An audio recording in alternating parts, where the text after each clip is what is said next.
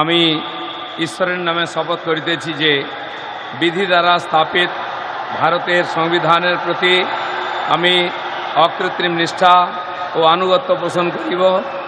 আমি ভারতের সার্বভৌমত্ব ও অখণ্ডতা রক্ষা করিব। পশ্চিমবঙ্গ রাজ্যের মন্ত্রীরূপে আমার কর্তব্যসমূহ নিষ্ঠাপূর্বক এবং বিবেকসম্মতভাবে নির্বাহ করিব এবং ভয় বা পক্ষপাত প্রীতি বা বিদ্বেষ রহিত হইয়া সকল শ্রেণীর জনগণের প্রতি সংবিধান ও বিধি অনুসারে ন্যায়াচরণ করিব।